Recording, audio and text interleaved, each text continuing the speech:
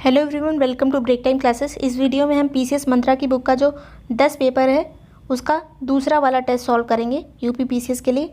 एक test solve हो चुका है जिसका लिंक डिस्क्रिप्शन में दिया हुआ है, आप देख सकते हैं। ये यूपी पीसीएस और आरओ सभी के लिए इंपॉर्टेंट है। तो चलिए शुरू करते हैं। फर्स्ट क्वेश्चन है, पाषाण काल से संबंधित कथनों पर विचार कीजिए, तत्पश्चात कूट से सही उत्तर का चयन कीजिए। पहला कथन है, भारत में पशुपालन के साक्ष्य मध्य पाषाण काल से संबंधित है। तो ये बिल्कुल सही है। पहली बार पशुपालन के साक्ष्य मध्य प्रदेश के आदमगढ़ से मिले थे मध्य पाषाण काल में। और दूसरा कथन है, भारत में मध्य पाषाण काल से संबंधित सर्वप्रथम खोज रॉबर्ट ब्रूसफुट ने की थी। तो रॉबर्ट ब्रूसफुट हैं, इन्होंने पुरा पाषाण काल की खोज की थी। मध्य पाषाण काल की खोज किसने की थी? C.L. कार्लाइल ने की थी मध्य पाषाण काल की खोज। तो यहाँ पे कौन सा सही होगा? दूसरा वाला गलत है, केवल पहला सही है, ऑप्शन ए। नेक्स्ट है, शिल्प वेद किस वेद का उपवेद है? तो शिल्प वेद है अथर्ववेद का उपवेद, अथर्ववेद का। नेक्स्ट है, और एक बात याद रखिए कि सामवेद का उपवेद कौन सा है? सामवेद का है गंधर्व वेद। ऋग्वेद का क्या है? ऋग्वेद का उपवेद है आयुर्वेद। यजुर्वेद का क्या है? यजुर्वेद का है धनुर्वेद। यजुर्वेद का धनुर्वेद, ऋग्वेद का आयुर्वेद और सामवेद का है गंधर्व वेद। अथर्ववेद का शिल्पवेद। नेक्स्ट है, किस जैन तीर्थंकर ने नारियों को भी अपने धर्म में प्रवेश दिया? तो ये तीर्थंकर थे पार्श्वनाथ। ये 23 नंबर के तीर्थंकर थे, 23वें तीर्थंकर पार्श्वनाथ। इन्होंने नारियों को प्रवेश दिया था। ये जानकारी कैसे प्राप्त होती है? तो एक जैन ग्रंथ में लिखा है कि इनके टाइम पे स्त्री संघ की जो अध्यक्ष थी उनका नाम था यक्षा पुष्पचूला। और ये पार्श्वनाथ कहाँ से संबंधित है? वाराणसी से। राजा अश्वसेन के पुत्र थे ये। हाथी गुम्फा अभिलेख किस धर्म से संबंधित है? तो हाथी गुम्फा जो है ये जैन धर्म से संबंधित है। ये कलिंग का अभिलेख है, हाथी गुम्फा अभिलेख, जिसे खारवेल ने बनवाया था इस अभिलेख को। और खारवेल जैन धर्म का बहुत बड़ा अनुयायी था। तो यहाँ पे होगा ऑप्शन बी। मौर्यकालीन अधिकारियों या अध्यक्षों व उनसे संबंधित विभागों के गलत युग्म की पहचान कीजिए। तो नवा अध्यक्ष कहा जाता था जहाजरानी विभाग को, ये सही है। गलत युग्म पहचानना है। पौतवा अध्यक्ष माप तौल वाले को कहा जाता था। कुप्या अध्यक्ष वनों का अध्यक्ष था, कुप्या अध्यक्ष। लक्षणा अध्यक्ष कौन था? तो लक्षणा अध्यक्ष छापे खाने का अध्यक्ष होता था, छापे खाने का अध्यक्ष होता था लक्षणा अध्यक्ष। तो यही वाला गलत होगा। जो खनन विभाग का अध्यक्ष था उसे अकरा अध्यक्ष कहते थे, अकरा अध्यक्ष। तो यहाँ पे ऑप्शन डी होगा। नेक्स्ट है, निम्नलिखित में से कौन सा गुप्तकालीन मंदिर उत्तर प्रदेश में स्थित है? तो इसमें से उत्तर प्रदेश में है देवगढ़ का दशावतार मंदिर। ये कहाँ पे है? तो ये उत्तर प्रदेश के ललितपुर जिले में है। और ये उदयगिरी का जो विष्णु मंदिर है ये मध्य प्रदेश विदिशा में है। तिगवा का विष्णु मंदिर कहाँ है? ये है जबलपुर में, मध्य प्रदेश के जबलपुर में। भूमरा का शिव मंदिर ये मध्य प्रदेश के नागौद में है, नागौद में। भूमरा का शिव मंदिर ये तीनों मध्य प्रदेश के हैं। और देवगढ़ वाला जो है ये उत्तर प्रदेश का है। नेक्स्ट है, 6ठी शताब्दी में आयुर्वेद की प्रसिद्ध ग्रंथ अष्टांग हृदय की रचना किसने की थी? तो अष्टांग हृदय की रचना वाग्भट्ट ने की थी, वाग्भट्ट, ऑप्शन सी। नेक्स्ट है, निम्नलिखित में सही सुमेलित नहीं है। तो राबोर का युद्ध 712 में हुआ था, ये सही है। किसके किसके बीच हुआ था? तो राबोर का युद्ध हुआ था मोहम्मद बिन कासिम और राजा दाहिर के बीच सन 712 में। 712 ईस्वी में हुआ था राबोर का युद्ध मोहम्मद बिन कासिम और राजा दाहिर के बीच में। सोमनाथ मंदिर पर आक्रमण 1026 में हुआ था। और सोमनाथ मंदिर पर आक्रमण किया किसने था? मोहम्मद गजनवी ने 1026 ईस्वी में। फिर है तराइन का प्रथम युद्ध 1191 में हुआ था, जो मोहम्मद गोरी और पृथ्वीराज चौहान के बीच में हुआ था। फिर है चंदावर का युद्ध 1192, यहाँ लिखा है, यही गलत होगा। चंदावर का युद्ध 1194 में हुआ था। 1194 में मोहम्मद गोरी और जयचंद के बीच। तो यहाँ पे होगा गलत है कौन सा? डी। नेक्स्ट है, निम्नलिखित में से कौन सुमेलित नहीं है? कुव्वत उल इस्लाम मस्जिद का निर्माण कुतुबुद्दीन ऐबक ने करवाया था, ये सही है। सुल्तानगढ़ी का मकबरा ये बलबन ने नहीं बनवाया था, इल्तुतमिश ने बनवाया था। तो यही वाला गलत होगा, गलत चूज़ करना है, ऑप्शन होगा बी। फिर है हौज़ अलाई, इसको इसे अलाउद्दीन खिलजी ने बनवाया था, ये भी सही है। फिर है तुगलकाबाद शहर, ये गयासुद्दीन तुगलक ने बसाया था, ये भी सही है। इसमें गलत कौन सा है? ऑप्शन बी, सुल्तानगढ़ी का मकबरा इल्तुतमिश ने बनवाया था। नेक्स्ट है, निम्नलिखित को सुमेलित कीजिए। एक तरफ लेखक दिया है, दूसरी तरफ रचनाएं। मिनहाज उस सिराज की रचना है तबकात-ए नासिरी, और इब्न बतूता की रहला है। हसन निजामी की ताजुल मासिर है। जियाउद्दीन बरनी की है तारीख़ फ़िरोज़शाही। फिर से देख लीजिए, मिनहाज उस सिराज की है तबकात-ए नासिरी, इब्न बतूता रहला, हसन निजामी ताजुल मासिर और जियाउद्दीन बरनी तारीख़ फ़िरोज़शाही। तो यहाँ पे ऑप्शन कौन सा करेक्ट होगा? 3214 ऑप्शन ए। नेक्स्ट है, निम्नलिखित सूफीवाद सिलसिलों में कौन सा संगीत के विरुद्ध था? तो संगीत के विरुद्ध था नक्शबंदी सिलसिला, ऑप्शन सी। और इसी को मानने वाला था औरंगजेब, नक्शबंदी सिलसिले को। मुगल काल में मनसबदारी पद्धति के विषय में निम्नलिखित कथनों पर विचार कीजिए। पहला कथन है, इस व्यवस्था की शुरुआत अकबर द्वारा की गई थी, तो ये सही है। फिर है, मनसब केवल जात में विभाजित थे, तो मनसब जात और सवार दोनों में विभाजित थे, तो ये वाला गलत है। फिर है, इस पद्धति से अकबर को साम्राज्य विस्तार में सहायता मिली, तो ये भी सही है। पहला और तीसरा सही है, सही कथन चूज करना है 1 और 3, ऑप्शन बी। नेक्स्ट है, मध्यकालीन भारत में किस संत के दोहे गुरु ग्रंथ साहिब में संकलित किए गए हैं? तो ये रैदास के दोहे इसमें संकलित हैं, ऑप्शन होगा सी। और रैदास को रविदास के नाम से भी जाना जाता है। निम्न कथनों पर विचार कीजिए। भारत और अफगानिस्तान के मध्य सीमा रेखा का निर्धारण लॉर्ड लैंसडाउन के समय में हुआ था, तो ये सही है। फिर है, चार्ल्स मेटकाफ को भारतीय प्रेस का मुक्तिदाता कहा जाता है, तो ये भी सही है। फिर है, लॉर्ड हार्डिंग तृतीय के समय भारत की राजधानी कलकत्ता से दिल्ली स्थानांतरित हुई थी, तो ये लॉर्ड हार्डिंग द्वितीय के समय में कलकत्ता से दिल्ली आई थी, तो तीसरा वाला गलत है। यहाँ पे सत्य कथन चूज करना है, केवल 1 और 2, ऑप्शन सी। नेक्स्ट है, सूची 1 को 2 से सुमेलित करना है। पुलिस आयोग के अध्यक्ष कौन थे? Andrews Fraser.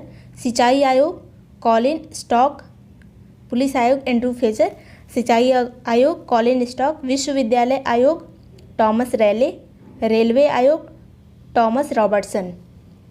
और ये सभी किस गवर्नर जनरल के टाइम पे आया था? कर्जन के टाइम पे। तो ये ऑप्शन कौन सा करेक्ट होगा? ऑप्शन होगा 1, 2, 4, 3 सी। नेक्स्ट है, मैकडोनाल्ड आयोग का संबंध किस परिप्रेक्ष्य में है? तो इसका संबंध है अकाल के संदर्भ में बनाया गया था। मैकडोनाल्ड आयोग कब बनाया गया था?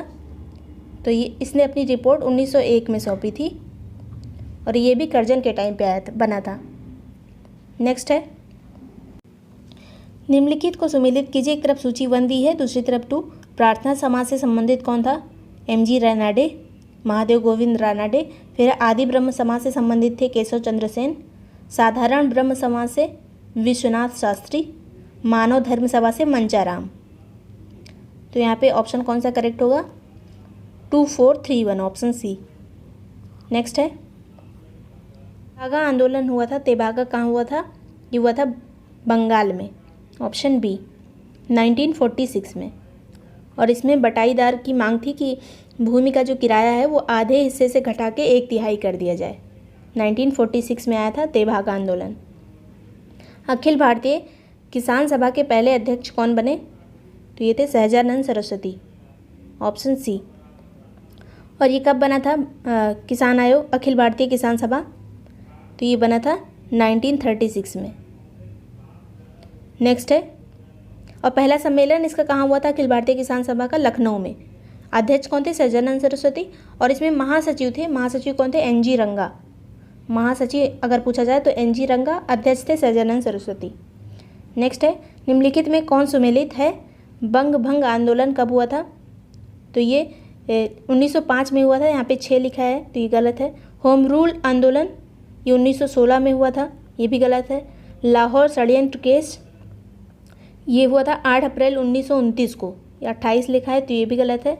फिर है साइमन कमीशन की नियुक्ति, तो नियुक्ति हुई थी 1927 में, ये वाला सही है। और आया कब था ये इंडिया में, तो 3 फरवरी 1928 को।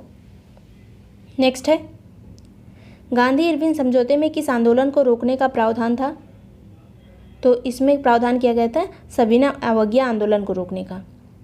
इसमें अंग्रेजों ने क्या शर्त रखी थी कि आप सविनय अवज्ञा आंदोलन को समाप्त कर दीजिए। और गांधी इरविन समझौता हुआ कब था, तो ये 5 मार्च 1931 को हुआ था। और इसको करवाने में भूमिका खासकर किसकी थी, तेज बहादुर सप्रू और M.R. जयकर की। निम्नलिखित आंदोलन राष्ट्रीय आंदोलन की निम्न घटनाएं हैं: दांडी मार्च, भगत सिंह को फांसी और जनरल डायर की हत्या, मार्ले मिंटो सुधार बिल। इनको कालक्रम में व्यवस्थित कीजिए। तो दांडी मार्च कब आया था, कब शुरू हुआ था, 12 मार्च 1930, ये 1930 की बात है, 12 मार्च। फिर है भगत सिंह की फांसी कब हुई थी, तो ये 23 मार्च 1931 को हुई थी। फिर है जनरल डायर की हत्या, ये हुई थी 1940 में। फिर है मार्ले मिंटो सुधार बिल, ये 1909 में आया था। तो यहाँ पे होगा सबसे पहले 4 होगा, फिर 1, फिर 2, फिर 3। तो यहाँ पे होगा ऑप्शन डी। नेक्स्ट है रैमजे मैकडोनाल्ड द्वारा घोषित सांप्रदायिक पंचाट के समाधान के लिए किया गया, तो इसके समाधान के लिए हुआ था पूना पैक्ट। और ये सांप्रदायिक पंचायत कब आया था, 16 अगस्त 1932 में। इसके विरोध में गांधी जी ने आमरण अनशन किया था। उसके बाद गांधी और अंबेडकर के बीच में पूना पैक्ट हुआ था। नेक्स्ट है, और इसमें बात क्या की गई थी सांप्रदायिक पंचायत में, कि ये विभिन्न संप्रदायों के अलग अलग प्रतिनिधित्व की बात की गई थी, जिससे गांधी जी नाराज़ थे। नेक्स्ट है पट्टाभी सीतारामैया को पराजित कर सुभाष चंद्र बोस कांग्रेस के अध्यक्ष चुने गए, कहाँ पे, तो ये त्रिपुरी अधिवेशन की बात है 1939 में। और ये जो पट्टाभी सीतारामैया थे, इन्हीं गांधी जी का समर्थन प्राप्त था, फिर भी ये हार गए। बाद में सुभाष चंद्र बोस ने इस्तीफा दे दिया था। नेक्स्ट है पाकिस्तान के निर्माण से संबंधित द्विराष्ट्र का सिद्धांत का प्रतिपादन किसने किया, तो द्विराष्ट्र के सिद्धांत का प्रतिपादन मोहम्मद इकबाल ने किया था पहली बार। उसके बाद ये कब की बात है, इलाहाबाद का जो अधिवेशन था मुस्लिम लीग का 1930 का, उसी में द्विराष्ट्र का सिद्धांत प्रतिपादित हुआ था। किसने किया था, मोहम्मद इकबाल ने। सू नहर अवस्थित है, तो सू नहर सुपीरियर झील और ह्यूरन झील के बीच में स्थित है, जो कि अमेरिका में है। सुपीरियर झील और ह्यूरन झील अमेरिका और कनाडा की सीमा पर। नेक्स्ट है जॉस पठार किसके भंडार के लिए प्रसिद्ध हैं, तो जॉस पठार अफ्रीका में स्थित है और ये टिन के भंडार के लिए प्रसिद्ध है। टिन के, जॉस पठार टिन के भंडार के लिए प्रसिद्ध है। नेक्स्ट है निम्नलिखित में से कौन सा देश बाल्टिक देशों में शामिल नहीं है, तो बाल्टिक देशों में कौन कौन से शामिल हैं, एस्टोनिया, लिथुआनिया, लाटविया। और जो रोमानिया है, रोमानिया ये बाल्कन कंट्री है, ये बाल्टिक नहीं है। बाल्टिक में एस्टोनिया आता है, लिथुआनिया, लाटविया। निम्नलिखित में से कौन सा देश लाल सागर से संलग्न नहीं है, तो इसमें से जो लीबिया है ये लाल सागर से संबंधित नहीं है। लाल सागर से जो लगे देश हैं वो हैं मिस्र, सूडान, एरिट्रिया, जिबूती।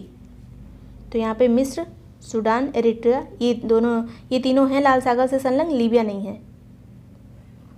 निम्नलिखित में से कौन एशिया एवं यूरोप के मध्य सीमा नहीं बनाता है, तो ये है यूराल बनाता है, कैस्पियन सागर भी सीमा बनाता है एशिया और यूरोप दोनों से। फिर आल्प्स पर्वत ये केवल यूरोप में है, ये सीमा नहीं बनाता, काला सागर भी बनाता है। ये जो आल्प्स पर्वत है ये फ्रांस और इटली के बीच में स्थित है, तो ये पूरा यूरोप में है। यूराल पर्वत, कैस्पियन सागर, काला सागर और इसके अलावा काकेशस पर्वत जो है ये सभी एशिया और यूरोप के मध्य सीमा बनाते हैं। नेक्स्ट है हिमालय के फॉल्ट में मेन सेंट्रल थ्रस्ट को सही परिभाषित करता है, तो मेन सेंट्रल थ्रस्ट कहते हैं लघु हिमालय और बृहद हिमालय के बीच में जो फॉल्ट है, लघु हिमालय और बृहद हिमालय के बीच में फॉल्ट को मेन सेंट्रल थ्रस्ट कहा जाता है। ऑप्शन होगा बी। और ये जो दक्षिणी तिब्बत एवं बृहद हिमालय के मध्य फॉल्ट है उसे कहते हैं Indus Tsangpo suture zone, Indus Tsangpo suture zone. फिर ये जो लघु हिमालय और शिवालिक के बीच में फॉल्ट है, लघु हिमालय और शिवालिक के बीच में, इसे मेन बाउंड्री थ्रस्ट कहते हैं, मेन बाउंड्री थ्रस्ट। फिर जो शिवालिक हिमालय और मैदानी भागों के बीच में फॉल्ट है इसे हिमालयन फ्रंटल फॉल्ट कहते हैं, हिमालयन फ्रंटल फॉल्ट कहते हैं शिवालिक हिमालय और मैदानी भाग के बीच में। तो यहाँ पे होगा ऑप्शन बी। नेक्स्ट है, निम्नलिखित में से कौन सी नदियाँ गोदावरी नदी की सहायक नदियाँ हैं? तो इसमें से इंद्रावती और प्राणहिता ये दोनों गोदावरी की सहायक हैं। ऑप्शन होगा बी 2 और 3। इसके अलावा दो और नदियाँ जो गोदावरी की सहायक हैं मेन, एक तो हो गई ये इंद्रावती, प्राणहिता, और इसके अलावा एक है मंजरा और पेनगंगा।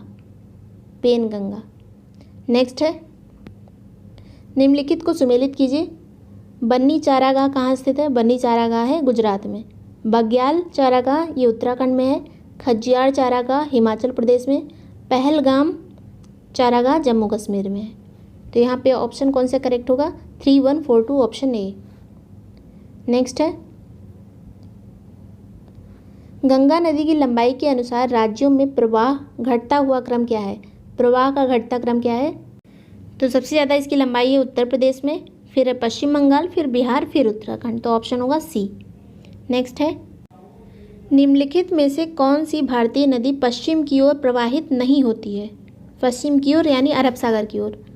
तो इसमें से वैगई जो है ये बंगाल की खाड़ी की तरफ जाती है, पूरब की तरफ जाती है, और बाकी जो ताप्ती, पेरियार, नर्मदा हैं ये पश्चिम की तरफ जाती हैं, पश्चिम की तरफ जाने वाली कुछ ही नदियां हैं, उनसे देख लीजिए। नर्मदा, ताप्ती, नर्मदा हो गया, ताप्ती, पेरियार, माही, शरावती, लूनी, साबरमती।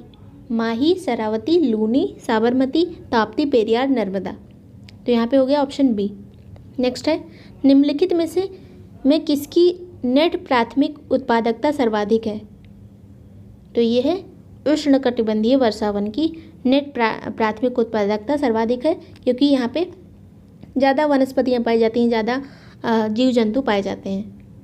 नेक्स्ट है, निम्नलिखित में से पृथ्वी की घूर्णन गति के कारण क्या क्या होता है? इसमें से तो पहला दिया हुआ है पवन एवं समुद्री धारा में विक्षेपण, ये भी घूर्णन गति से होता है, पहला सही है। फिर है दैनिक ज्वार भाटे की स्थिति में परिवर्तन, ये भी सही है। ध्रुवों का चपटाकार स्वरूप, ये भी सही है। तीनों सही है, ऑप्शन होगा डी 1, 2 और 3। नेक्स्ट है, निम्नलिखित कथनों पर विचार कीजिए। भूकंप अधिकेंद्र से 115 डिग्री और 145 डिग्री के बीच का क्षेत्र भूकंपीय छाया क्षेत्र होता है। तो भूकंप का छाया क्षेत्र वो होता है जहाँ पे भूकंप की कोई किरणें, मतलब भूकंप की कोई तरंग नहीं आती है। तो ये 115 से 145 नहीं होता, ये 105 डिग्री से 145 डिग्री होता है। तो यहाँ पे होगा ऑप्शन ए गलत, ये मतलब पहला कथन गलत हो गया। फिर है दूसरा, भूकंपीय छाया क्षेत्र में केवल एस तरंगें अभिलेखित होती हैं, तो ये गलत है। जो भूकंपीय छाया क्षेत्र होता है उसमें कोई तरंग अभिलिखित नहीं होती है, तो दूसरा भी गलत हो गया। तीसरा है, एक भूकंप का छाया क्षेत्र सदैव दूसरे भूकंप के छाया क्षेत्र से भिन्न होता है, तो ये सही है। अगर एक बार भूकंप आया तो जो छाया क्षेत्र है वो दूसरी बार भूकंप आया, जरूरी नहीं है कि वो छाया क्षेत्र हो। तो तीसरा वाला केवल सही है, ऑप्शन होगा बी, केवल 3। नेक्स्ट है, निम्नलिखित में से कौन भूमिगत जल द्वारा उत्पन्न स्थल रूप नहीं है? भूमिगत जल से कौन सा वाला नहीं बनता है? तो ये है टोम्बोलो, ऑप्शन डी, टोम्बोलो। ये सागरीय जल से बनता है, भूमिगत जल से नहीं बनता। जबकि जो स्टैकलाइट है, स्टैलेग्माइट है, स्पेलियोथेम है, ये सभी भूमिगत जल से बनते हैं। इसके अलावा कुछ है हैलेग्माइट, कंदरा स्तंभ जो होता है, कंदरा स्तंभ, ड्रिप स्टोन, ये सभी भूमिगत जल से बनते हैं। नेक्स्ट है, निम्नलिखित में कौन महासागरों के जल के तापमान को प्रभावित करने वाले कारक हैं? तो इसमें अक्षांशीय स्थिति भी होती है, महासागरीय धाराएं भी तापमान को प्रभावित करने के कारक हैं, और इसके अलावा लवणता भी प्रभावित करती है। तो सागर की जल के तापमान को कौन कौन प्रभावित करता है? अक्षांशीय स्थिति, प्रचलित पौने जिसे सनातनी पौने कहते हैं, फिर स्थल और जल का असमान वितरण, महासागरीय जलधाराएं, समीपवर्ती जल स्थल खंडों का प्रभाव, लवणता, प्लावी हिमखंड और हिमशैल जो होती हैं ये सभी प्रभावित करते हैं। और खासकर ये तीनों देख लीजिए। तो यहाँ पे ऑप्शन कौन सा करेक्ट होगा? उपर्युक्त सभी, ऑप्शन डी। निम्नलिखित कथनों पर विचार कीजिए। पहला कथन है भारत की तटीय आधार रेखा से 200 समुद्री मील तक भारत का अनन्य आर्थिक क्षेत्र यानी EEZ विस्तृत है। ये सही है। 200 समुद्री मील तक होता है अनन्य आर्थिक क्षेत्र। फिर है अनन्य आर्थिक क्षेत्र में भारत द्वीपों का निर्माण कर सकता है एवं प्राकृतिक संसाधनों का विदोहन कर सकता है।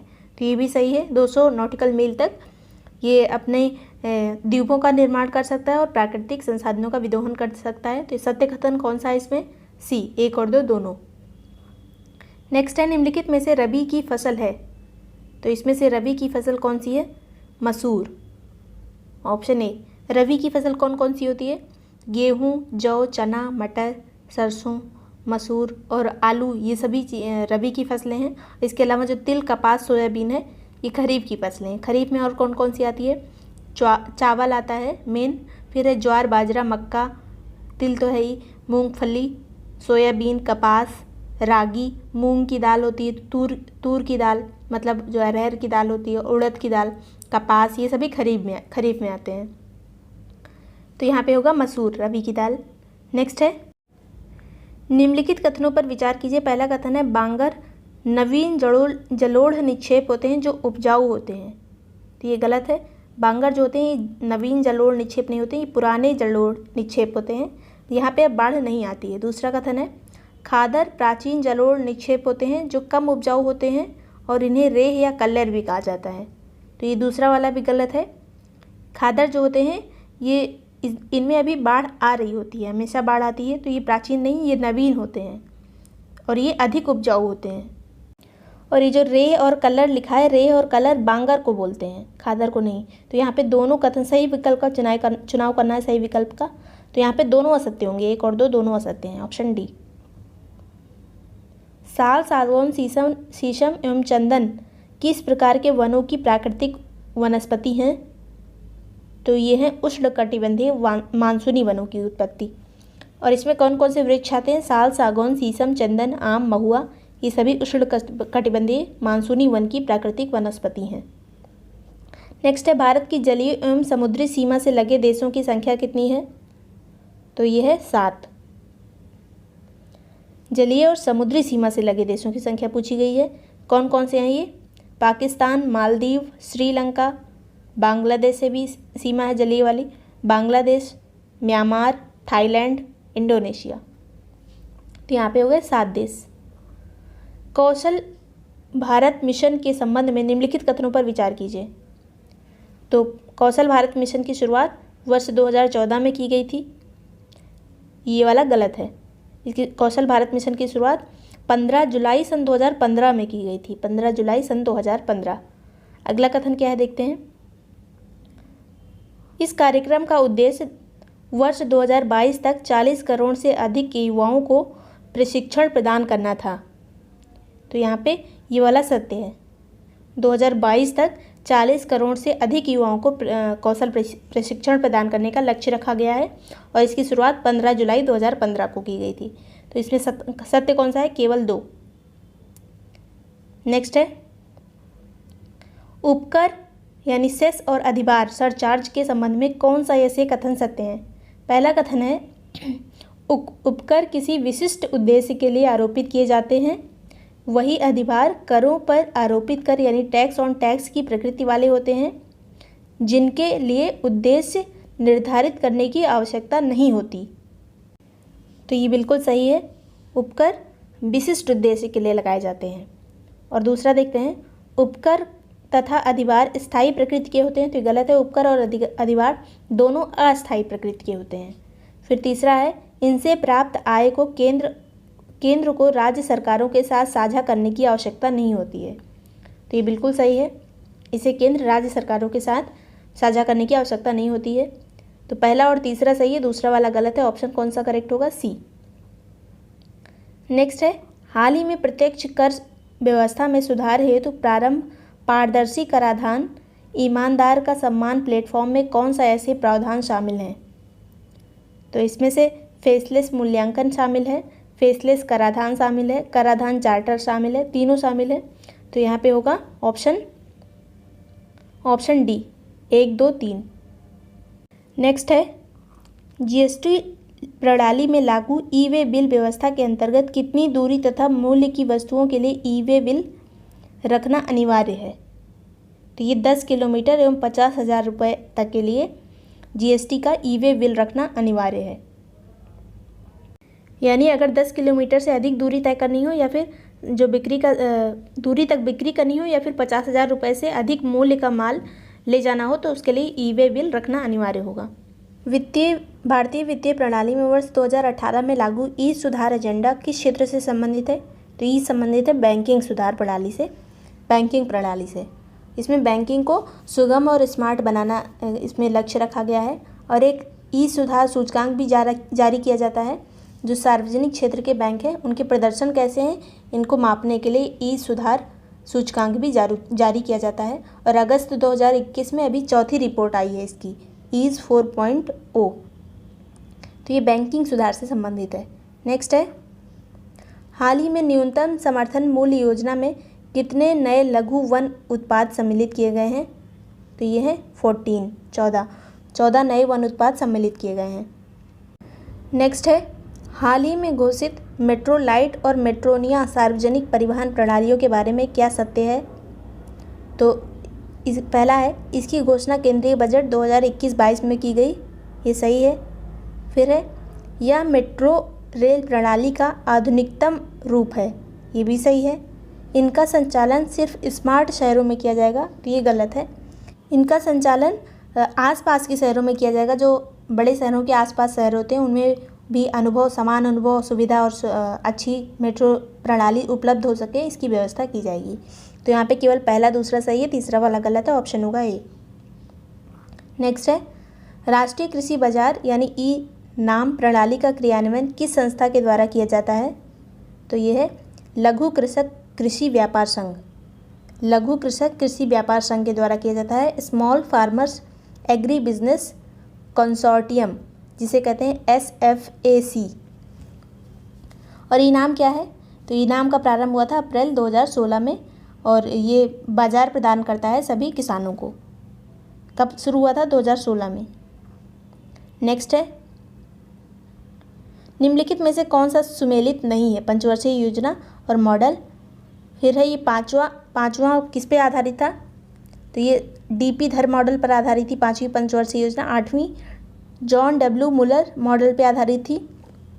फिर है दूसरी PC महालनोबिस मॉडल पर आधारित थी। चौथी लिखा है J सैंडी सुखमय चक्रवर्ती और महालनोबिस मॉडल, तो यही वाला गलत है। चौथी योजना किसकी थी? अशोक रुद्र और LNS मात्रे। अशोक रुद्र और LNS मात्रे की थी, तो चौथा वाला गलत है, ऑप्शन डी। नेक्स्ट है कोविड-19 महामारी के दौरान वित्तीय वर्ष 2020-21 में केंद्र सरकार द्वारा राज्यों के उधार सीमा को उनके सकल राज्य घरेलू उत्पाद के कितने प्रतिशत तक बढ़ा दिया गया है? तो ये 3% से बढ़ा के 5% कर दिया गया है, ऑप्शन सी 5%। नेक्स्ट है PM केयर्स फंड के संबंध में क्या सही नहीं है? ये हाल में चर्चा में रहा है इसलिए इम्पोर्टेंट है। विदेशी व्यक्ति और संगठन इसमें दान दे सकते हैं, ये सही है। सही नहीं पूछा इसमें। इसके पदेन अध्यक्ष भारत के प्रधानमंत्री हैं, ये भी सही है। रक्षा मंत्री, गृह मंत्री और वित्त मंत्री, रक्षा मंत्री, गृह मंत्री और वित्त मंत्री इसके पदेन ट्रस्टी हैं, ये सही है। PM केयर्स फंड का लेखा परीक्षण नियंत्रक एवं लेखा परीक्षक यानी CAG द्वारा किया जाएगा, तो ये गलत है। इसका लेखा परीक्षण CAG द्वारा नहीं किया जा सकता, तो यहाँ पे ऑप्शन डी ही इनकरेक्ट होगा। डी पूछा है, गलत पूछा है, डी होगा। नेक्स्ट है निम्नलिखित में से किस उत्पाद पर वस्तु एवं सेवा कर प्रणाली लागू है? तो ये पेट्रोलियम उत्पाद पर लागू नहीं है, विद्युत पे भी लागू नहीं है, रियल एस्टेट पे भी लागू नहीं है। कुछ ऐसी चीज़ें हैं जिन पे GST लागू नहीं है। वो कौन कौन सा है? पेट्रोलियम उत्पाद, अल्कोहल, रियल एस्टेट और विद्युत यानी इलेक्ट्रिसिटी। तो ये उपर्युक्त में से कोई नहीं, इन तीनों पे नहीं लागू GST। नेक्स्ट है राष्ट्रीय लोक वित्त एवं नीति संस्थान यानी NIPFP की स्थापना किस संस्था या मंत्रालय के अधीन की गई है? तो ये की गई है वित्त मंत्रालय के अधीन, ऑप्शन सी। कब की गई थी इसकी स्थापना? 1976 में, और इस समय इसके अध्यक्ष हैं उर्जित पटेल। नेक्स्ट है, भारतीय रिजर्व बैंक द्वारा साइबर सुरक्षा के लिए प्रौद्योगिकी विजन 2020 से 2023 किसके लिए जारी किया गया है? तो ये साइबर सुरक्षा वाला प्रौद्योगिकी विजन जारी किया गया है शहरी सहकारी बैंकों के लिए, शहरी सहकारी बैंकों के लिए। नेक्स्ट है, हाल ही में विश्व स्वास्थ्य सभा यानी WHO द्वारा किस तिथि को विश्व उपेक्षित उष्णकटिबंधीय रोग दिवस घोषित किया गया है? तो ये 30 जनवरी को घोषित किया गया है। क्या घोषित किया गया है? विश्व उपेक्षित उष्णकटिबंधीय रोग। जो रोग उपेक्षित जिनकी ज़्यादा चर्चा नहीं होती, उपेक्षित रोग होते हैं और वो ट्रॉपिकल रीजन में आते हैं, उनके लिए ये दिवस मनाया जाता है 30 जनवरी को। नेक्स्ट है, हाल ही में चर्चा में रहा भाषण द्वीप किस देश में स्थित है? तो ये बांग्लादेश में स्थित है, ऑप्शन डी। और इसके बारे में ये भी चर्चा में रहा था। क्यों चर्चा में रहा था? क्योंकि जो रोहिंग्या मुस्लिम्स आए थे और बांग्लादेश में आ गए थे म्यांमार से, उनको इसी द्वीप पर बांग्लादेश ने बसाया था, इसी द्वीप पर रखा था। भाषण 4 द्वीप पर। निम्नलिखित में से किसकी नियुक्ति जून 2021 में राष्ट्रीय मानवाधिकार आयोग यानी NHRC के अध्यक्ष के पद पर की गई है? तो कौन बना है? जस्टिस अरुण कुमार मिश्रा, मानवाधिकार आयोग के अध्यक्ष। नेक्स्ट है, एक राष्ट्र एक मानक, वन नेशन वन स्टैंडर्ड अभियान के तहत भारतीय मानक ब्यूरो का पहला मानक विकास संगठन किसे घोषित किया गया है? तो ये अनुसंधान अभिकल्प और मानक संगठन को घोषित किया गया है। अनुसंधान अभिकल्प और मानक संगठन। नेक्स्ट है, हाल ही में किस अंतरिक्ष एजेंसी द्वारा शुक्र ग्रह के लिए 2 नए मिशन डाविंसी प्लस और वेरिटास की घोषणा की गई है? तो ये नासा द्वारा की गई है। डाविंसी प्लस और वेरिटास की घोषणा किस ग्रह के लिए की गई है? शुक्र ग्रह के लिए, याद रखिएगा। नेक्स्ट है, नीति आयोग द्वारा जारी सतत विकास लक्ष्य भारत सूचकांक 2020-21 में प्रथम स्थान किस राज्य को प्राप्त हुआ है? तो ये पहला स्थान मिला है केरल को, ऑप्शन सी। और सबसे खराब प्रदर्शन किसे प्राप्त हुआ है? बिहार को। बिहार, झारखंड, असम ये सबसे लास्ट वाले हैं। नेक्स्ट है, सामाजिक न्याय और अधिकारिता मंत्रालय द्वारा सेज पोर्टल का प्रारंभ किसके लिए किया गया है? तो सेज का प्रारंभ बुजुर्गों के लिए किया गया है, बूढ़े लोगों के लिए। और सेज का फुल फॉर्म क्या है? Senior care ageing growth engine. Next है, हाल ही में ऑपरेशन सागर आरक्षा द्वितीय नामक संयुक्त अभियान भारतीय तटरक्षक बल द्वारा किस पड़ोसी देश के साथ चलाया गया? तो ये अभियान श्रीलंका के द्वारा चलाया गया, श्रीलंका के साथ। क्या नाम है? ऑपरेशन सागर आरक्षा द्वितीय। किस लिए चलाया गया ये? तो ये MV एक्सप्रेस पर्ल पर जो आग लगी थी, एक पोत है MV एक्सप्रेस पर्ल, इस पे जो आग लगी थी उसको बुझाने के लिए इसको चलाया गया था, और ये भविष्य में आग के खतरों से निपटने के लिए। नेक्स्ट है, शिक्षा के क्षेत्र में राज्य और केंद्र शासित प्रदेशों के लिए प्रदर्शन श्रेणी सूचकांक किसके द्वारा जारी किया गया है? तो प्रदर्शन श्रेणी सूचकांक जो है ये शिक्षा मंत्रालय के द्वारा जारी किया गया है, ऑप्शन सी। नेक्स्ट है, निम्नलिखित में से कौन सजीव और निर्जीव के बीच ही कड़ी होते हैं? तो ये होते हैं विषाणु, ऑप्शन ए। और विषाणु की खोज किसने की थी? इवानोवस्की ने। इवानोवस्की ने 1892 में विषाणु की खोज की थी। किस पे की थी? तंबाकू की पत्ती पे जो मोजैक रोग होता है उसकी खोज की थी।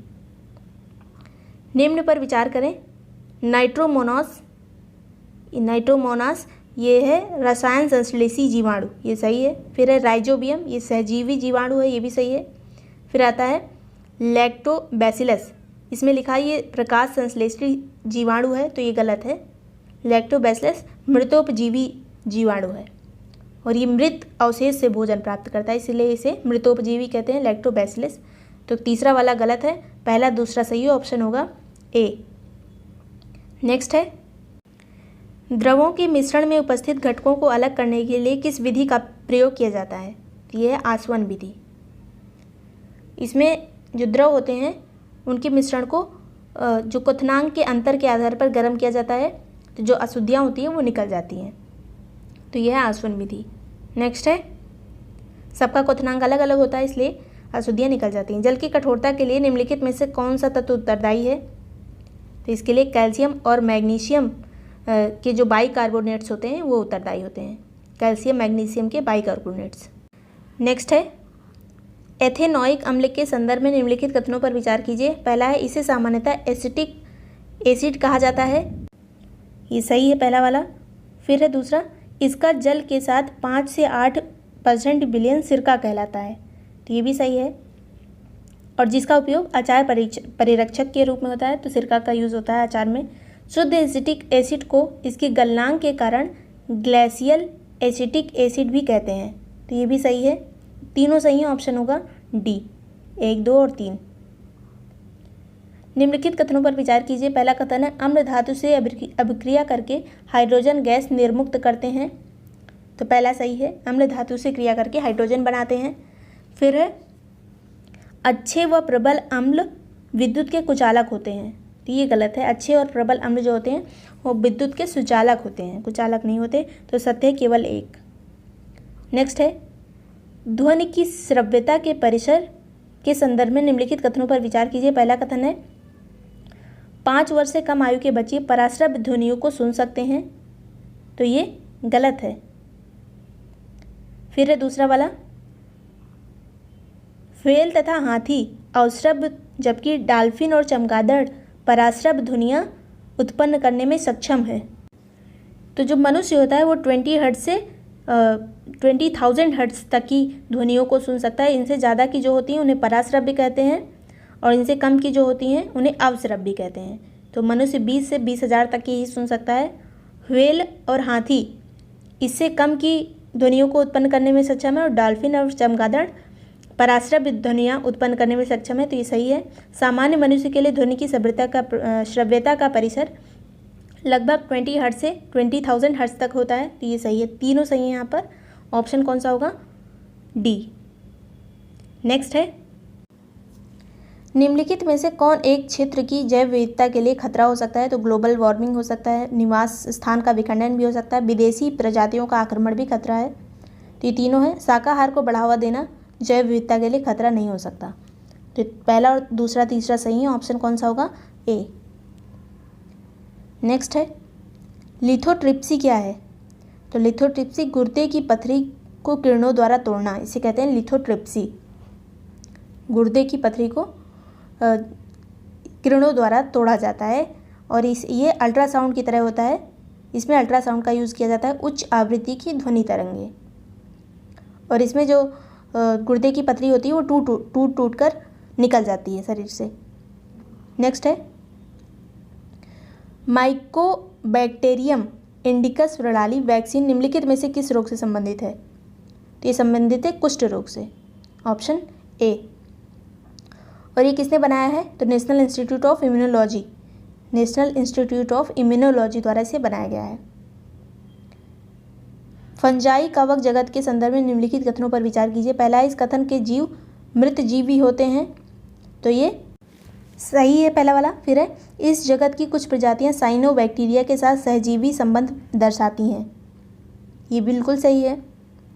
फिर है कवक की उपस्थिति कोशिका भित्ति काइटिन की बनी होती है, ये भी सही है। तो तीनों सही हैं, ऑप्शन होगा डी 1, 2, 3।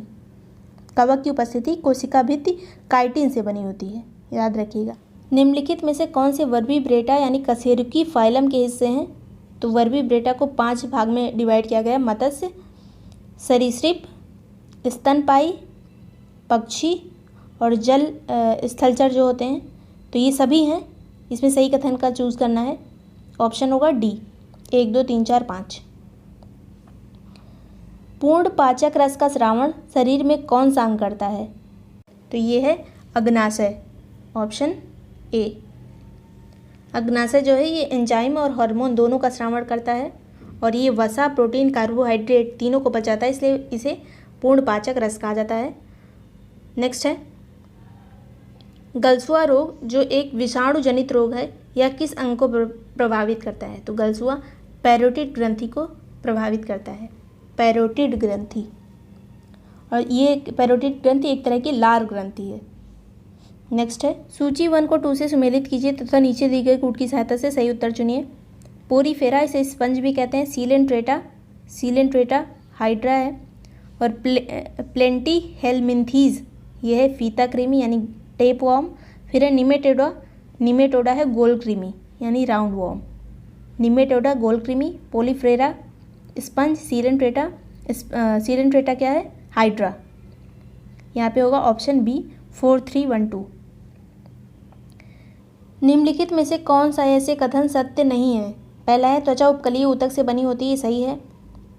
फिर है पौधों में वृद्धि के लिए जिम्मेदार विभाज्य ऊतक होता है, ये सही है। कंडरा संयोजी ऊतक हड्डियों को हड्डियों से जोड़ता है, तो ये गलत है। यह हड्डियों को मांसपेशियों से जोड़ता है कंडरा, तो तीसरा वाला गलत है। पहला दूसरा सही है। ऑप्शन कौन सा होगा? सत्य नहीं पूछा है तो केवल तीसरा सत्य नहीं है। नेक्स्ट है निम्नलिखित में से क्या शैवाल के उपयोग हैं? कार्बन डाइऑक्साइड का निर्धारण, ये सही है। फिर है अपशिष्ट जल की शुद्धि, ये भी सही है। खाद्य पूरक, ये भी सही है। जैव ईंधन का उत्पादन, ये भी सही है। तो शैवाल के ये सभी उपयोग हैं। सही उत्तर का चुनाव करें। 1 2 3 4 सभी सही हैं, ऑप्शन डी। नेक्स्ट है निम्नलिखित में से सुमेलित में एक तरफ राष्ट्रीय उद्यान दिया है, दूसरी तरफ राज्यों के नाम।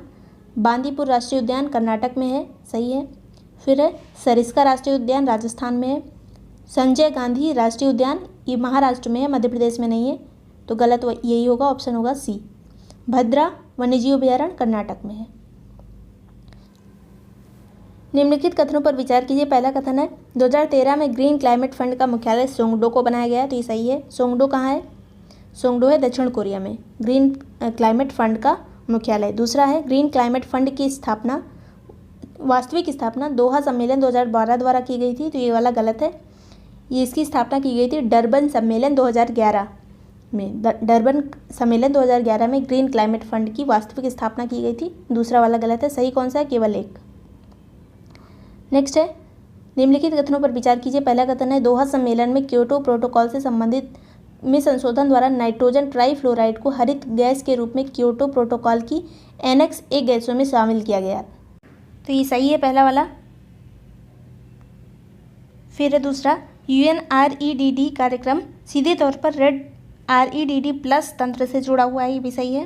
रेड प्लस कार्यक्रम के अंतर्गत वनों में संचित कार्बन का मौद्रिक मूल्य आंका जाता है और उतने कार्बन की कल्याणकारी योजनाएं या प्रत्यक्ष लाभ देने का प्रावधान किया जाता है, तो ये भी सही है। तीनों सही ऑप्शन होगा।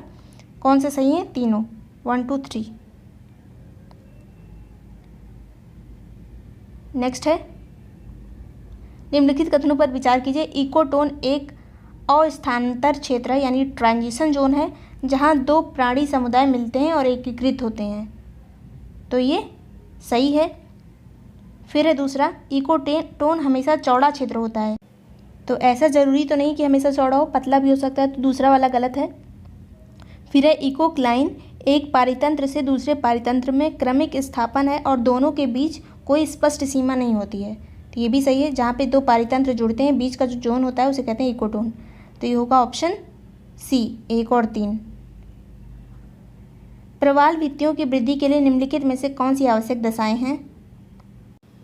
तो प्रकाशीय स्थितियाँ, स्वच्छ और अवसाद रहित जल होना चाहिए, और ये जो लवणता दी है 6% नहीं, ये 32 से 40% होनी चाहिए, तो तीसरा वाला गलत है।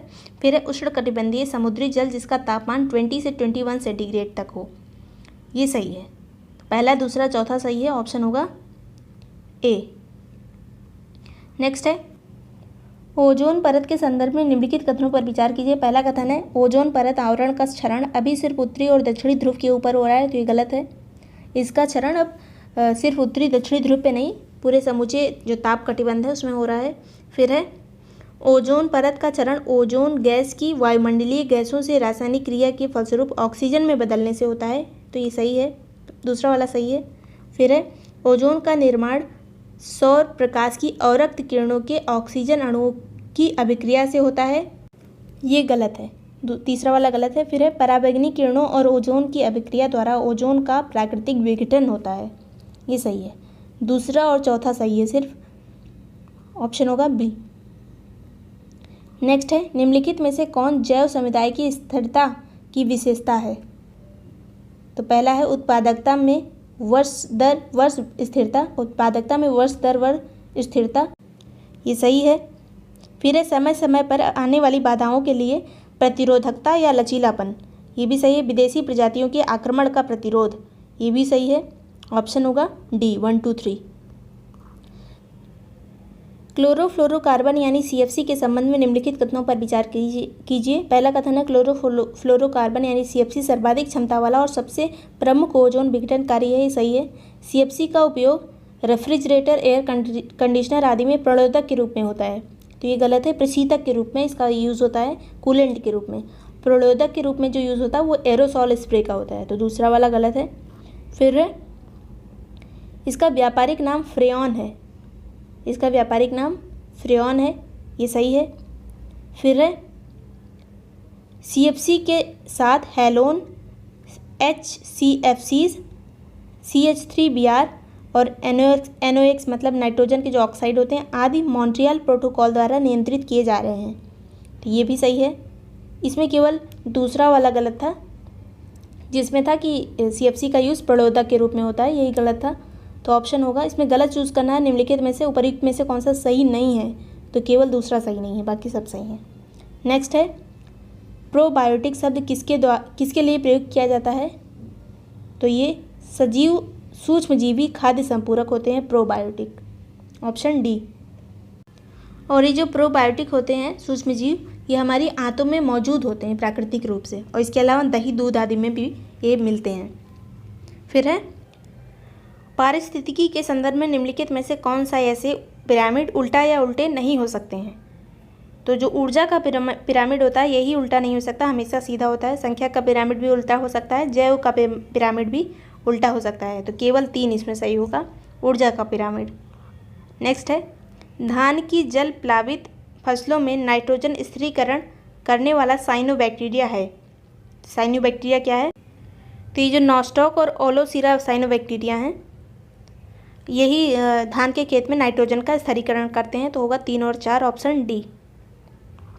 निम्नलिखित में से कौन सा युग्म सुमेलित है, पहला है असहभोजिता, इसमें लिखा है एक प्रजाति को लाभ होता है, दूसरी प्रजाति को ना तो नुकसान होता है ना ही उसका अवरोध होता है, तो ये वाला गलत है।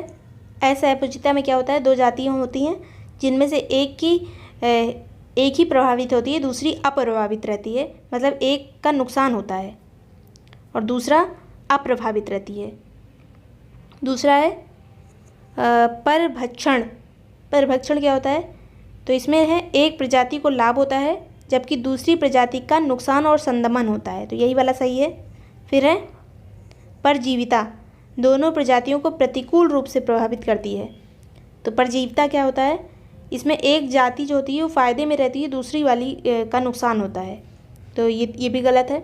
फिर है प्रतियोगिता, इसमें अंतःक्रिया दोनों प्रजातियों के लिए लाभकारी होती है, तो इसमें दोनों जातियों पर प्रतिकूल प्रभाव पड़ता है, मतलब ये दोनों के लिए हानिकारक होती है प्रतियोगिता, तो यहाँ पे सही कौन सा था, केवल बी, ऑप्शन बी।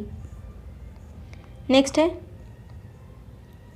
बायोमास ऊर्जा के संदर्भ में निम्नलिखित में से कौन सा ऐसे कथन सही हैं। बायोमास ऊर्जा 3 अलग अलग ऊर्जा स्रोतों से प्राप्त होती है, लकड़ी, अपशिष्ट और एल्कोहल, ये सही है। फिर अगला कथन देखते हैं,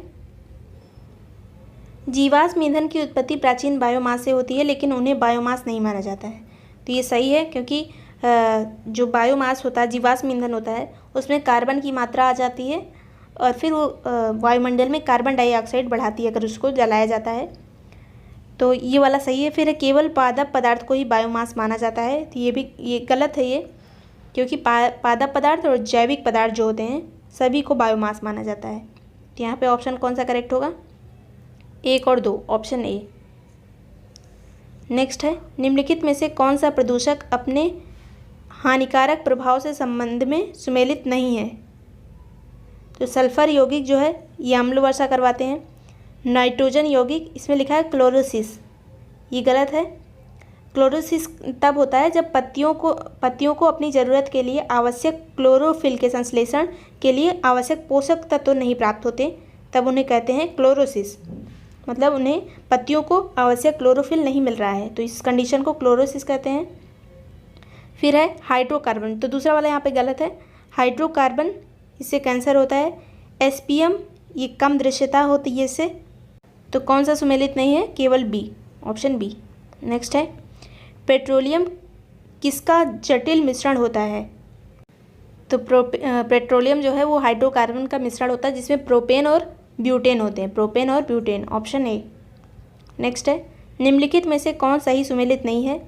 प्रकंद, प्रकंद लिखा है हल्दी, तो ये सही है पहला वाला, प्रकंद हल्दी। स्तंभकंद आलू, ये भी सही है। सलकंद लिखा है आर्किड, तो आर्किड जो होता है ये एरियल रूट होता है, वायवीय मूल होता है, तो ये वाला गलत है। सलकंद में लहसुन प्याज आता है। घनकंद जिमीकंद होता है, सही है, तो ऑप्शन सी होगा। आलू का सैथिल रोग निम्न में से किसके कारण होता है? तो सैथिल रोग जो है ये जीवाणुओं के कारण होता है, ऑप्शन ए। नेक्स्ट है, निम्न में से किस शैवाल का उपयोग कृषि में किया जाता है? तो ये एनाबीना, एनाबीना जो शैवाल है इसका उपयोग कृषि में किया जाता है नाइट्रोजन स्थिरीकरण के लिए। निम्नलिखित में से किस अधिनियम के द्वारा गवर्नर जनरल को अध्यादेश जारी करने की शक्ति प्रदान की गई थी? तो ये था भारत शासन अधिनियम 1961, बहुत इंपॉर्टेंट है ये, भारत शासन अधिनियम 1961। और इसमें क्या क्या हुआ था भारत परिषद अधिनियम 1961 में?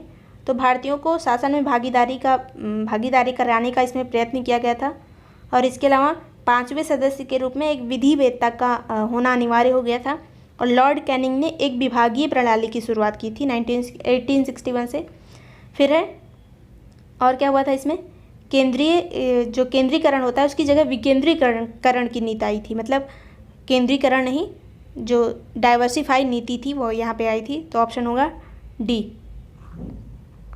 फिर है, निम्नलिखित कथनों पर विचार कीजिए। पहला कथन है, संविधान द्वारा क्षेत्रीय एकता एवं राज्य के अस्तित्व की गारंटी दी गई है।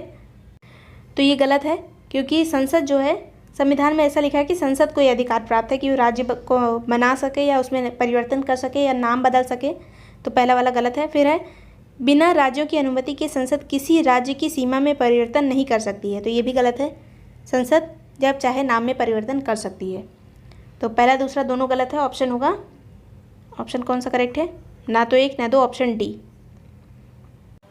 नेक्स्ट है, निम्नलिखित में से कौन सा लक्षण भारतीय संविधान के एकात्मक लक्षण को प्रदर्शित करता है? तो जो राज्यपाल की नियुक्ति है ये एकात्मक लक्षण को प्रदर्शित करती है, क्योंकि ये केंद्र द्वारा अपॉइंट होता है, तो यही होगा एकात्मक। और इसके अलावा क्या हो सकता है? एकहरी नागरिकता, मतलब हमारे यहाँ राज्यों और केंद्र की अलग अलग नागरिकता नहीं, केवल एक होती है, ये भी एकात्मक में आता है। एकीकृत न्याय व्यवस्था है, क्योंकि नंबर 1 मतलब जो सुप्रीम कोर्ट होता है वो सबसे श्रेष्ठ होता है। फिर है, शक्तियों का विभाजन केंद्र के पक्ष में ज़्यादा होता है। आपातकालीन स्थितियाँ जब आती हैं, जब आपातकाल लगता है तो सब कुछ केंद्र ही करता है। और अखिल भारतीय सेवाएं, ये भी एकात्मक लक्षण में आता है। और जो लिखित संविधान है, संविधान की सर्वोच्चता, संसद में राज्यसभा की उपस्थिति, ये सभी संघीय लक्षण हैं, तो यहाँ पे ऑप्शन होगा ए। ये नागरिकता का त्याग किस प्रकार से हो सकता है? तो किसी अन्य देश की नागरिकता ग्रहण करने पर भी नागरिकता चली जाती है, नागरिकता का त्याग करने पर भी नागरिकता जाती है, भारत सरकार द्वारा वंचित करने पर भी जाती है, तो यहाँ पे होगा उपयुक्त सभी, ऑप्शन डी। नेक्स्ट है, निम्नलिखित में से किसने नीति निर्देशक तत्वों को भावनाओं का स्थायी कूड़ाघर कहा है? तो ये कहा है टी कृष्णामाचारी ने, टी कृष्णामाचारी ने। नेक्स्ट है, संविधान की 9वीं अनुसूची किस संविधान संशोधन द्वारा संविधान में जोड़ी गई थी? तो ये पहले संविधान संशोधन द्वारा जोड़ी गई थी, प्रथम संविधान संशोधन द्वारा। और इसमें क्या क्या है? भूमि सुधार और न्यायिक समीक्षा से जुड़े अन्य कानून इस सूची में रखे गए हैं। भारत के उपराष्ट्रपति को उसके पद से हटाया जा सकता है, तो कैसे?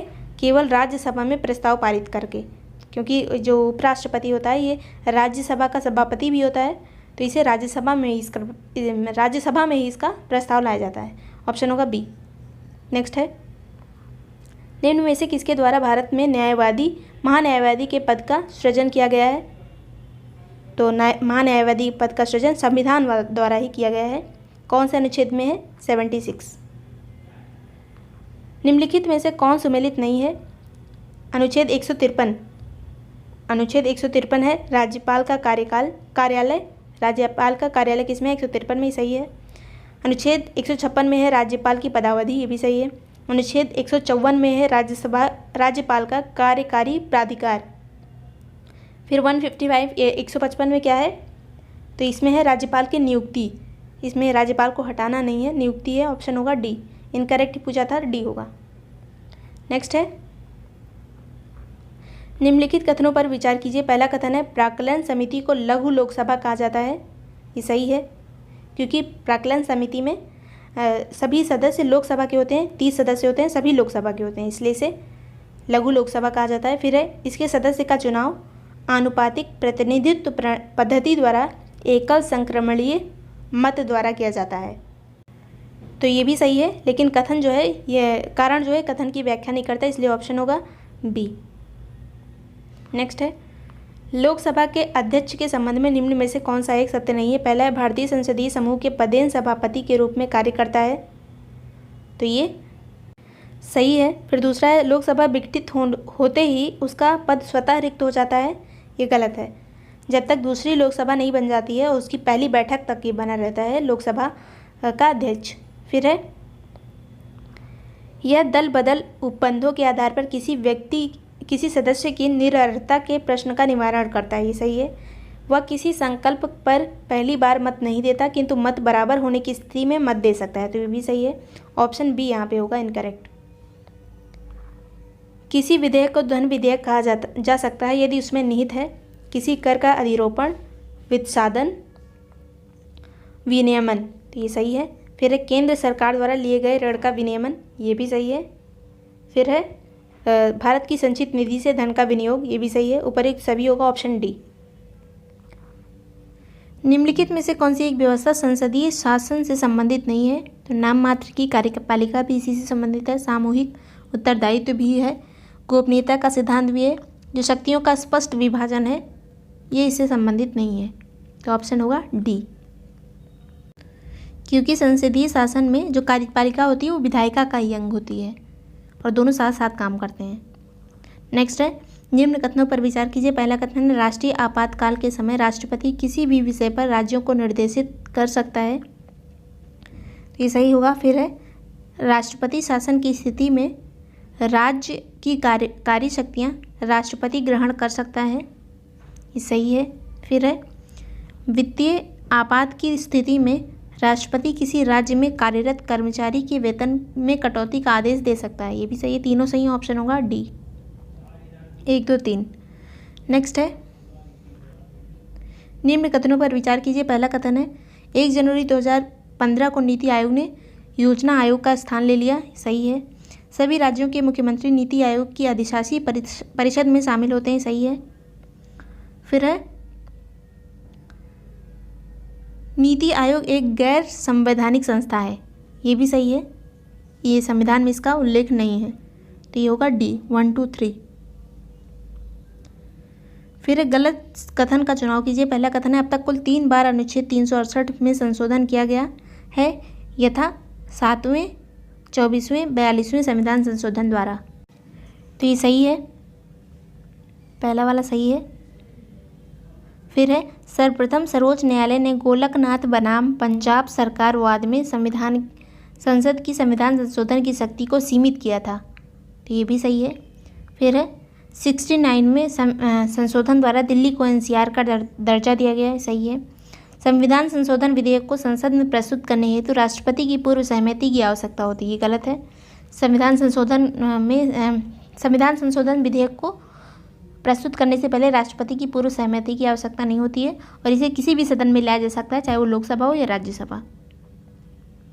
फिर है दल बदल विरोधी कानून 1985 में दल बदल के आधार पर अयोग्यता के बारे में कुछ प्रावधान किए गए हैं, निम्न में से कौन से प्रावधान सत्य नहीं है। पहला है इस कानून के तहत संसद अथवा राज्य विधानमंडल के ऐसे निर्दलीय सदस्य को अयोग्य ठहराया जाएगा यदि वह अपने चुनाव के बाद किसी राजनीतिक पार्टी में शामिल हो जाता है, तो सही है। फिर है इस कानून के तहत सदन के सभापति या अध्यक्ष पर दल बदल निरोध कानून प्रभावी नहीं रहता है, तो ये गलत है, क्योंकि जो सभापति होता है, अध्यक्ष होता है, उस पर भी ये कानून लागू होता है, फिर है ऐसे व्यक्ति को अयोग्य नहीं ठहराया जाएगा जिसने लोकसभा विधानसभा के अध्यक्ष या उपाध्यक्ष पद के लिए चुने जाने पर अपनी राजनीतिक पार्टी से इस्तीफा दे दिया हो। ये सही है। केवल कौन सा गलत है? बी। नेक्स्ट है सुमेलित नहीं है। अनुच्छेद 339 इसमें लिखा है अनुसूचित क्षेत्रों के प्रशासन और अनुसूचित जातियों के कल्याण का प्रावधान।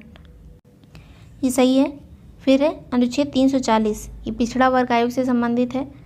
अनुच्छेद 341 अनुसूचित जातियों से संबंधित है। फिर है अनुच्छेद 342 इसमें लिखा है पिछड़ी वर्ग की जातियों से संबंधित, लेकिन यह है अनुसूचित जनजातियों से संबंधित। 342 अनुसूचित जनजातियों से संबंधित है, तो यहाँ पे ऑप्शन डी होगा। फिर है अनुच्छेद 352 के राष्ट्रीय आपातकाल को प्रथम प्रवर्तित किया गया, मतलब पहली बार कब लगाया गया? तो ये चीन युद्ध 1962 में लगाया गया था। 3 बार अब तक लगाया जा चुका है। एक बार 1962 के चीन युद्ध में, फिर 1971 के पाकिस्तान युद्ध में, फिर बाद में तीसरी बार 1975 में इंदिरा गांधी ने लगाया था। तो यहाँ पे ऑप्शन होगा सी। नेक्स्ट है कौन सा संविधान संशोधन भाषा संबंधी 8वीं अनुसूची में भाषाओं की संख्या में वृद्धि से संबंधित नहीं है? तो भाषा में वृद्धि से संबंधित 3 संशोधन हुए। एक है 21वां संविधान संशोधन, 71वां और 92वां। जो 13वां संविधान संशोधन है ये संबंधित है नागालैंड राज्य को दर्जा दिलाने के लिए, राज्य का दर्जा दिलाने के लिए संबंधित है 13वां। 21वें में कौन कौन सी भाषा जोड़ी गई? सिंधी जोड़ी गई थी। 21वें में सिंधी जोड़ी गई थी। फिर है 71 में नेपाली, कोकड़ी और मणिपुरी जोड़ी गई थी। नेपाली, कोकड़ी, मणिपुरी। फिर है 92 में कौन सी? मैथिली, बोडो, डोंगरी, संथाली। 4 भाषाएं इसमें जोड़ी गई 92 वाले में। मैथिली, बोडो, डोंगरी, संथाली। नेक्स्ट है सुमेलित नहीं है। उत्तर प्रदेश में सदस्य संख्या दी है, तो लोकसभा में कितने सदस्य हैं? 80। ये सही है। फिर है विधानसभा में 411 दिया है, तो ये वाला गलत है। विधानसभा में 403 सदस्य हैं, 403। राज्यसभा में 31, विधान परिषद में 100। ऑप्शन होगा बी। सूची 1 को 2 से सम्मिलित कीजिए तथा सूचियों के नीचे दिए गए कूट का प्रयोग कर सही उत्तर का चयन कीजिए। सूची 1, 2 नदी के नाम दिए हैं। गोरखपुर किसके किनारे है? राप्ती नदी के। मुरादाबाद रामगंगा के किनारे है। मुरादाबाद रामगंगा के किनारे। प्रतापगढ़ सई नदी के। हमीरपुर यमुना नदी के किनारे। यहाँ पे ऑप्शन कौन सा करेक्ट होगा? 1, 4, 2, 3 ऑप्शन सी। नेक्स्ट है सुमेलित नहीं है। बांध दिया है और नदी के नाम, तो पथरई बांध जो है पथरई है, पथरई नदी पर। मौदाहा है बिरमा नदी पे। फिर है माता टीला बेतवा नदी पे है। रिहंद बांध रिहंद नदी पे बना है, टोंस पे नहीं है, तो ऑप्शन होगा सी। नेक्स्ट है निम्न कथनों पर विचार करें। पहला कथन है थारू जनजाति के लोगों में संयुक्त परिवार प्रथा प्रचलित है, तो ये सही है। फिर है थारू जनजाति मुख्यतः बुंदेलखंड में निवास करती है, तो ये गलत है। थारू जनजाति तराई क्षेत्र में रहती है। तराई क्षेत्र गोरखपुर के आसपास उत्तर प्रदेश में। फिर है थारू जनजाति के लोग दीपावली को शोक पर्व के रूप में मनाते हैं, सही है। पहला और तीसरा सही ऑप्शन है डी। चुनार, चुर्क, डाला इन स्थानों पर स्थापित कारखाने किस उद्योग से संबंधित हैं? तो ये सभी कारखाने संबंधित है सीमेंट उद्योग से। Option B. सूची 1 को 2 से सम्मिलित करते हुए नीचे दिए गए कोड की सहायता से सही विकल्प चुनिए। केंद्रीय मृदा लवणता अनुसंधान संस्थान कहाँ है? करनाल में। केंद्रीय मृदा लवणता अनुसंधान संस्थान करनाल में है। कहाँ है करनाल? ये चौथा वाला। फिर है केंद्रीय कृषि सांख्यिकी अनुसंधान संस्थान कहाँ है? कृषि सांख्यिकी है नई दिल्ली में। फिर है केंद्रीय समुद्री मत्स्यिकी अनुसंधान संस्थान, ये है कोच्चि में। फिर है केंद्रीय कृषि अभियांत्रिकी संस्थान, यह है भोपाल में। यहाँ ऑप्शन कौन सा करेक्ट होगा? 4, 3, 2, 1 ऑप्शन बी। नेक्स्ट है निम्न में से कौन सा सुमेलित नहीं है? विश्व वानिकी दिवस 21 मार्च को मनाया जाता है। विश्व खुशहाली दिवस 20 मार्च को। विश्व योग दिवस 21 जून को। विश्व क्षय रोग दिवस ये 24 मार्च को मनाया जाता है, 24 मार्च, तो ये वाला गलत है। और इस बार इसका थीम था the clock is ticking. The clock is ticking. Next है निम्न में से कौन सा सुमेलित नहीं है? अनामय योजना ये अप्रैल 2021 में शुरू हुई थी, अनामय योजना। फिर है नवीन रोजगार छतरी योजना, ये सन 2020 में शुरू हुई थी। किस लिखा है, ये वाला गलत है, यही वाला सुमेलित नहीं है। ये 18 जुलाई 2020 को शुरू हुई थी, उत्तर प्रदेश की योजना है गरीबों के विकास के लिए। फिर है प्रधानमंत्री कृषि किसान सम्मान निधि योजना, फरवरी 2019 में शुरू हुई थी। फिर है मुख्यमंत्री अभ्युदय योजना, ये फरवरी 2021 में शुरू हुई है। तो यहाँ पे होगा ऑप्शन बी। नेक्स्ट है मार्च 2021 में राष्ट्रीय फिल्म पुरस्कार जो 67वें थे, इनकी घोषणा की गई। इनके संबंध में कौन सा युग्म सही सुमेलित नहीं है? तो इसका सही आंसर होगा सर्वश्रेष्ठ अभिनेता का पुरस्कार मिला मनोज वाजपेयी और धनुष को। सर्वश्रेष्ठ अभिनेत्री कंगना रनावत। उसके बाद है सर्वश्रेष्ठ फिल्म का पुरस्कार मिला मरक्कर अरेबिका दालिते सिंघम को। सर्वश्रेष्ठ बाल फिल्म कौन सी थी? तो ये बाल फिल्म थी कस्तूरी को मिला था, तो ये वाला गलत हो गया। और ये जो वाटर ब्यूटीफुल लिखा है, इसे मिला था पर्यावरण संरक्षण पर सर्वश्रेष्ठ फिल्म का अवार्ड, तो ये वाला डी वाला गलत है इसमें। और अगर सर्वश्रेष्ठ फिल्म की बात की जाए तो मिला था छिछोरे को। नेक्स्ट है सूची 1 को 2 से सुमेलित कीजिए। सूची 1 और 2। पाखु पिला नृत्य है मिजोरम का। फिर है कजरी है उत्तर प्रदेश की। लास्या कहाँ का है? गुजरात का। फिर है करगा कर्नाटक। तो यहाँ ऑप्शन कौन सा करेक्ट होगा? 4213 ऑप्शन सी। निम्न में से कौन सा सत्य है? असत्य पूछा है। BBC sports women of the year 2020 का पुरस्कार शतरंज खिलाड़ी कोनोरू हम्पी को दिया गया, तो ये सत्य है। असत्य पूछा गया है यहाँ पे। फिर है वर्तमान में भारतीय महिला हॉकी टीम की कप्तान रानी रामपाल हैं, ये भी सही है। 22वें राष्ट्रमंडल खेल में इस बार पहली बार महिला क्रिकेट के T20 प्रारूप को शामिल किया जाएगा,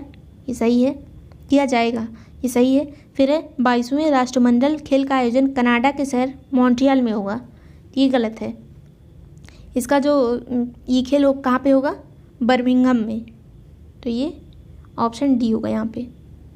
फिर है आर्थिक समीक्षा 2020-21 के अनुसार भारत के वस्तुगत निर्यातों के प्रमुख उत्पादों को सही क्रम में व्यवस्थित कीजिए।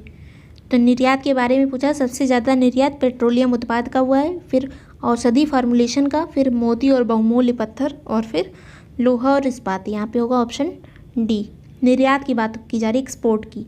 नेक्स्ट है सुमेलित है समग्र मिशन इंद्रधनुष 3.0 अभियान, मई 2021 में लिखा है, तो ये गलत है। ये फरवरी 2021 में शुरू किया गया था डॉक्टर हर्षवर्धन के द्वारा।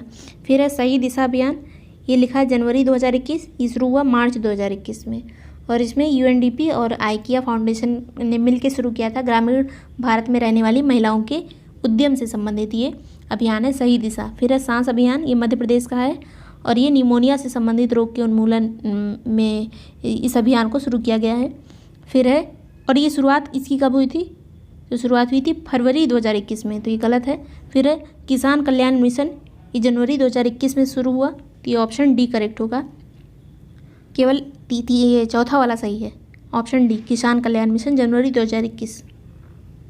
वर्ष 2011 की जनगणना के अनुसार निम्नलिखित में से किस केंद्र शासित प्रदेश में सर्वाधिक साक्षरता दर पाई गई है? तो ये है लक्षद्वीप, ऑप्शन सी।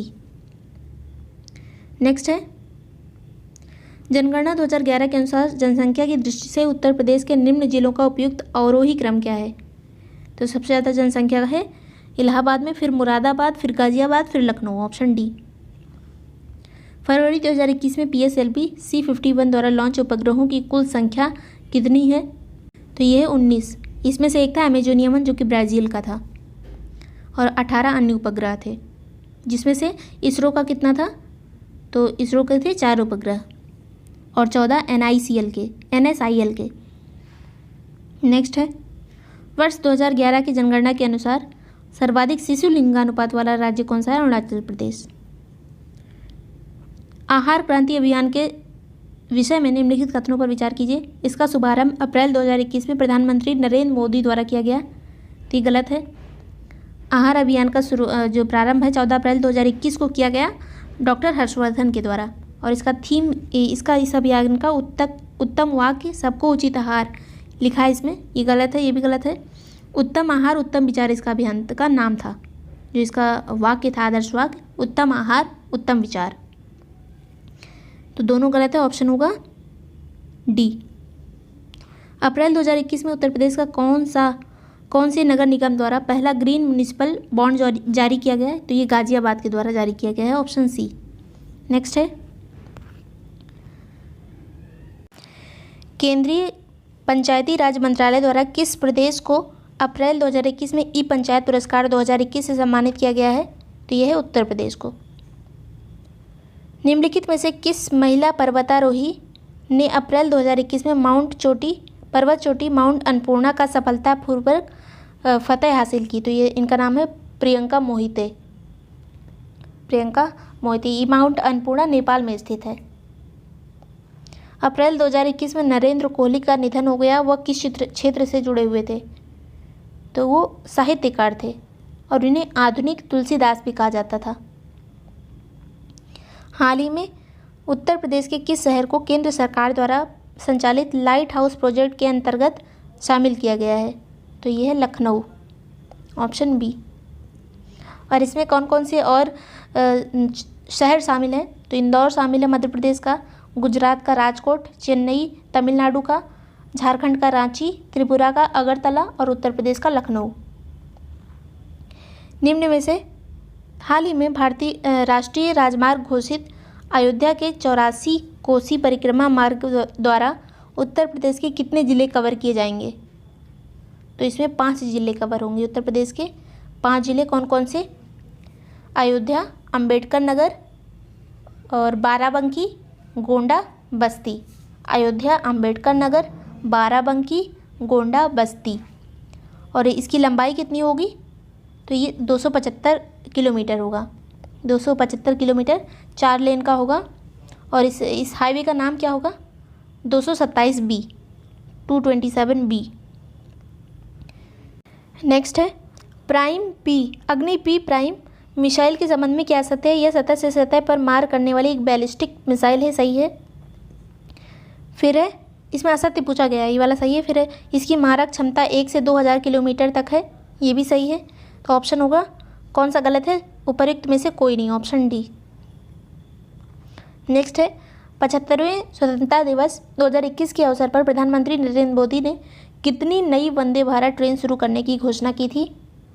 तो ये की थी 75 ट्रेन शुरू करने की घोषणा, 75। और पहली जो वंदे भारत चली थी कहाँ से किसके किसके बीच चली थी? तो दिल्ली से वाराणसी के बीच। दूसरी वाली दिल्ली से कटरा। नेक्स्ट है, ये लास्ट है। अगर आपको वीडियो यूज़फुल लग रहा हो तो लाइक और सब्सक्राइब कर दीजिएगा। भारत और जिस देश की नौसेना के मध्य द्विपक्षीय समुद्री युद्धाभ्यास कोकड़ 2021 का आयोजन किया गया वह है? तो ये भारत और ब्रिटेन के बीच में किया गया। कहाँ पे? तो ये इंग्लैंड के दक्षिणी तट पर किया गया था, पोर्ट्समाउथ बंदरगाह पे। किस बंदरगाह पे? पोर्ट्समाउथ। और इसमें हमारा भारत का कौन सा जहाज़ गया था? INS तबर।